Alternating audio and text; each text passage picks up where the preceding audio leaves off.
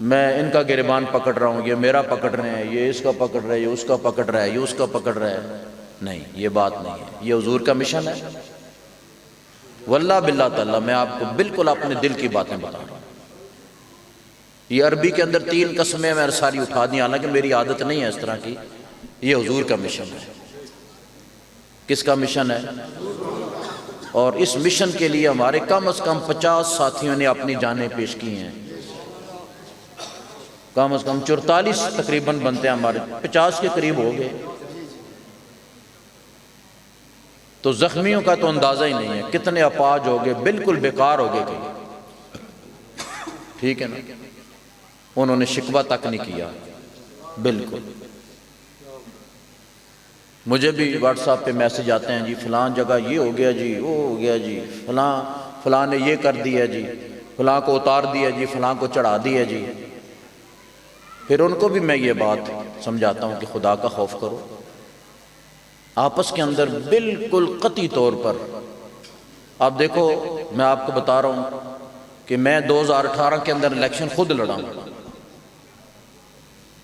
خود میں الیکشن لڑا ہوں اور بھرپور طریقے سے، اور انشاءاللہ آئندہ بھی، اور جب تک ہماری زندگی ہم ظلم کے مقابلے میں کھڑے ہیں. جب تک ہماری زندگی ہم ظلم کے مقابلے میں کھڑے ہیں. تو یہ مطلب تو نہیں کہ یہاں میں سٹیج پہ کچھ بات کروں، باہر جا کے میں کچھ اور ہو جاؤں. لما تقولون ما لا تفعلون والا کام تو نہیں ہونا چاہیے. تو یہ بات. اب آپ نے دیکھا کہ جو دوسری پارٹیوں کے لوگ ہیں، جب کوئی دوسرا بندہ ان کی جماعت میں شامل ہوتا ہے نا، اس کو وہ کتنا پروٹوکول دیتے ہیں. فیس بکوں پہ آ جاتا ہے، نیٹ پہ چل جاتا ہے، اخباروں میں اتنی بڑے اشتہار آ جاتے ہیں، لاکھوں روپے کے اشتہار. فلاں نون سے نکل کے پی ٹی آئی میں چلا گیا، پی ٹی آئی سے نکل کے فلاں میں چلا گیا، فلاں سے نکل کے فلاں میں چلا گیا. آتا ہے کہ نہیں بولو؟ اخبارات پڑھتے ہو نیٹ کے ساتھ. آج کل ہمارا تعلق کی نیٹ کے ذات ہے، اور ہم کرنا بھی ہم نے کیا ہے. سمجھ آ رہی بات؟ تو مجھے بندے کہتے تھے کہ پیر صاحب ہم آپ کو ووٹ ضرور دیں گے، لیکن ہمیں مینشن نہیں کرنا، ہمیں نامینیٹ نہیں کرنا، ہم سامنے نہیں آنا چاہتے. میں نے کہا وہ دنیا دار ہو کے لٹیرے، چور، بدماش جتنی بھی گردان پڑھ لو تھوڑی ہے. میں کہا وہ لوگ دیکھو کہ جو ان کی جماعت میں شامل ہوتا ہے اس کا اعلان ہو جاتا ہے. تو میں کہا تم تو یزیدی فوج سے نکل کر حر کا کردار ادا کر رہے ہو. تم تو امام علی مقام رضی اللہ تعالیٰ عنہ کے غلاموں میں آ رہے ہو. میں نے کہا تم کو تو زیادہ خوشیاں منانی چاہیے، اور زیادہ تمہیں نیٹ پہ اخباروں پہ دینا چاہیے کہ میں نے ساری جماعتوں کو چھوڑ کر تو میں نے تحریک لبیک یا رسول اللہ صلی اللہ علیہ وآلہ وسلم میں شمولیت اختیار کی ہے. میں نے کہا یہ کہ بات ہوئی جی کسی کو بتانا نہیں ہے، اور ہم آپ کو ووٹ دیں گے اور کسی کے سامنے آپ نے نام نہیں لینا، ظاہر نہیں کرنا. میں نے کہا جس طرح تو مجھے یہ کہہ رہا ہے نا، تو مجھے اس بات پہ اعتماد بھی نہیں ہے کہ پتہ نہیں تو مجھے ووٹ بھی دیتا ہے کہ نہیں دیتا. سمجھ آ رہی؟ بالکل. ہر وقت دشمن ہمارے سر پہ کھڑا ہے، میں آپ کو بتا رہا ہوں، ہر وقت. تو دشمن سے اس طرح مقابلہ ہوتا ہے. ٹھیک ہے نا؟ آپ مستعد ہوں اچھے طریقے سے، مضبوط ہوں مزید. اور میں بڑا خوش ہوا ہوں آپ کے اس کانفرنس کو دیکھ کر، انتظامات کو دیکھ کر. صاحبزادہ انس رضوی صاحب نے تشریف لانا تھا، ضرور آنا تھا. تو آپ کی نا غالباً گردن کے اندر کوئی درد وغیرہ نکل آیا، جس وجہ سے آپ تشریف نہیں لا سکے. تو انشاءاللہ پھر صحیح، کبھی کوئی ایسا مسئلہ نہیں ہے. ہو جاتا ہے انسان کے ساتھ، ساری مجبوریاں ہوتی ہیں، دن رات ان کی بھی مصروفیات ہیں.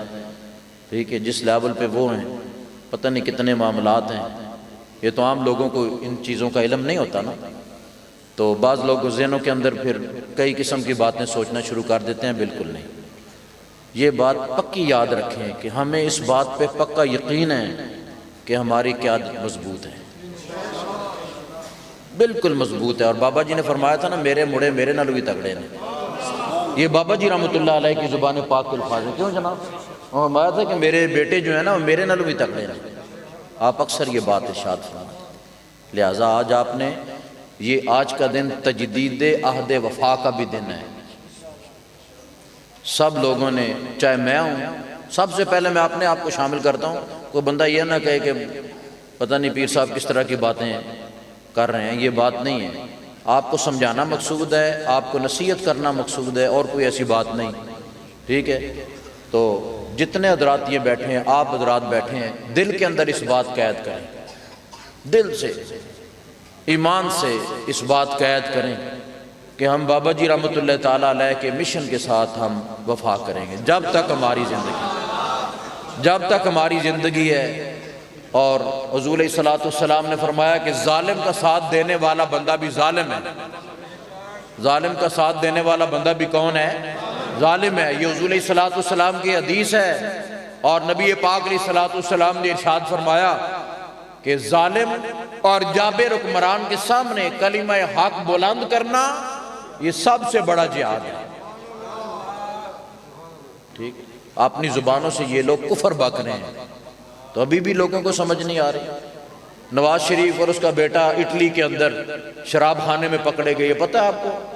یہ کتنی مطلب ہے کہ یہ پوسٹ وائرل ہوئی اور یہ ویڈیو تصویریں، سب کے پاس نیٹ ہے، سب کو پتہ ہے۔ حسین نواز اور اس کا ابا گنجا، یہ شراب خانے کے اندر، ابھی بھی آپ لوگ کہیں کہ یہ ان کی کوئی بندہ حمایت کرے یا ان کا کوئی تعریف کرے، تو یہ آپ خدا کے بندو ہوش کرو، ہوش کے ناخن لو، اللہ تعالیٰ اور اللہ کے رسول صلی اللہ علیہ وسلم کے دین کے ساتھ رہو، دنیا کے اندر بھی، قبر کے اندر بھی، اور میدان محشر کے اندر بھی دین نے کام آنا ہے، اور کسی نے کام نہیں آنا۔